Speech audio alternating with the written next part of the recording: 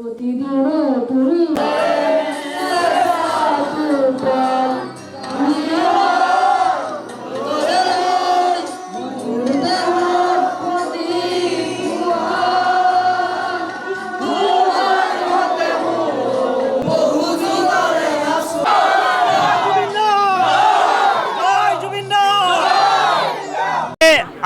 কি ক'ম, আমি ভাষা হেৰুৱাইছোঁ।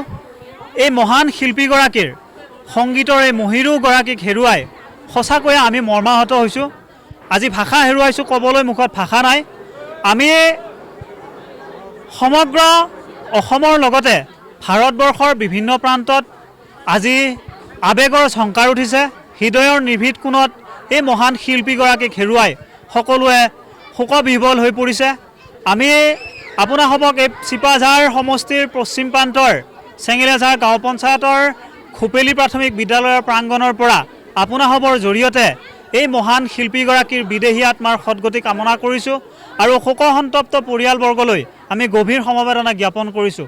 আৰু লগতে আপোনাসৱৰ মাধ্যমৰ জৰিয়তে আমি এটা কথাই অনুৰোধ কৰিম, আমি এই গাঁৱৰ পৰা আমি সদৌতি অসমবাসী ৰাইজলৈ এটা কথাই অনুৰোধ জনাম যে আমাৰ অসমীয়া সমাজ ব্যৱস্থাত যিসকল ব্যক্তিয়ে গুৰি ধৰি আছে, যিসকল ব্যক্তিয়ে অসমীয়া সমাজ ব্যৱস্থাক নেতৃত্ব দি আছে, তেখেতসকলক আমি এই জুবিনদা বিয়োগৰ এই 3টা দিনত আমি এটা কথাই অনুভৱ কৰিছোঁ যে আমাৰ সমাজ ব্যৱস্থাত যি অসূয়া অপ্ৰীতি চলি আছে, এই সকলোবোৰ দূৰ কৰি জুবিনদাৰ এই মৃত্যুৰ এই শুভক্ষণত উদ্ভৱ হোৱা এই যি পৰিৱেশ, এই পৰিৱেশৰ পৰা আমি সকলোকে শিক্ষা ল'বৰ বাবে আৰু সকলোৱে একেলগে জুবিনদাৰ আদৰ্শৰে আগবাঢ়ি গৈ আমি অসমখনক এখনি শান্তিৰ ভূমি সৃষ্টি কৰিবৰ কাৰণে আহ্বান জনাইছোঁ। ধন্যবাদ। প্ৰথমে আপোনালৈ ধন্যবাদ জ্ঞাপন কৰিছোঁ। আজি জুবিনবিহীন 3টা দিন। অসমৰ যি সম্পদ, যি এটুকুৰা হীৰা আছিল, আমি তেওঁক হেৰুৱালোঁ। আজি আমি সকলোৱে অসমবাসী ৰাইজ শোকত ম্ৰিয়মান। ক'বলৈ ভাষা নাই। তেখেত আমাৰ অসমীয়া জাতিৰ এখন উপনিষদ আছিল।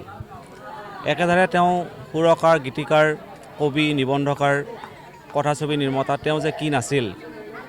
ডক্টৰ ভূপেন হাজৰিকাদেৱৰ মৃত্যুৰ পিছত তেখেতে অসমীয়া জাতিৰ পিতা হিচাপত আমি সংগীতৰ যি যাত্ৰা তেওঁ আগবঢ়াই লৈ গৈছিল, তেখেতক হেৰুৱাই আমি চেঙেলীয়াঝাৰবাসী ৰাইজ সঁচাকৈ মৰ্মাহত হৈছোঁ। তেখেতৰ বিদেহী আত্মাৰ চিৰশান্তি কামনা কৰিছোঁ।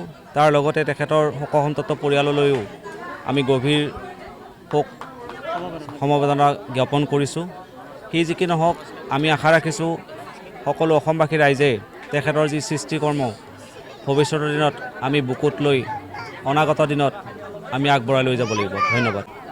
অসমবাসীৰ লগতে আমি ভূপেলী বাঘমাৰা ৰাইজৰ সহযোগত আমি প্ৰয়াত শিল্পী জুবিন গাৰ্গৰ শ্ৰদ্ধাঞ্জলি অনুষ্ঠানটো আয়োজন কৰি পূৰ্ণভাৱে আমি সম্পাদন কৰিলোঁ।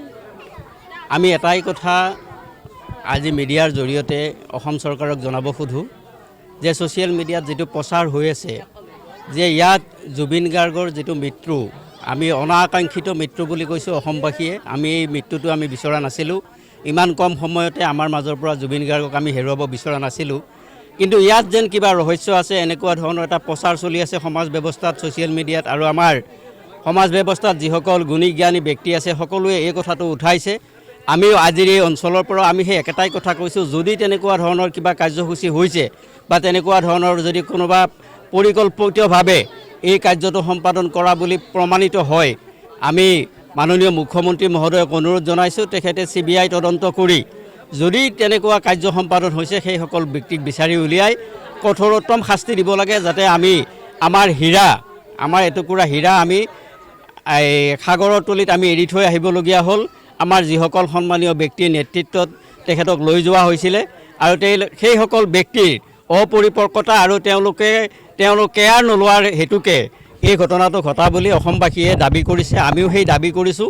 এইসকল ব্যক্তিয়ে কিয় তেওঁ কেয়াৰ নল'লে, তেওঁ অসুস্থতা বুলি জনাৰ পিছতো তেওঁ কিয় সাগৰত সাঁতুৰিবলৈ দিয়া হ'ল, লাইফ জেকেট তেওঁৰ পৰা কিয় খুলি আকৌ দ্বিতীয়বাৰ সাঁতুৰিবলৈ দিয়া হ'ল, এনেকুৱা ধৰণৰ বিভিন্ন ৰহস্য আছে। এই ৰহস্যবোৰৰ আমি কিবা ইয়াৰ আঁৰত ৰহস্য থকাৰ আমি উমান পাইছোঁ। সেয়ে মই মাননীয় মুখ্যমন্ত্ৰীক SIT আমাৰ CBI তদন্তটো দি যদি কোনোবা দোষী বা কোনোবা ব্যক্তিয়ে এই কাৰ্যটোৰ লগত জড়িত আছে তেনে ব্যক্তিসকলক বিচাৰি কঠোৰৰ পৰা কঠোৰতম শাস্তি দিবৰ কাৰণে আমি মাননীয় মুখ্যমন্ত্ৰী মহোদয়ক অনুৰোধ জনাইছোঁ।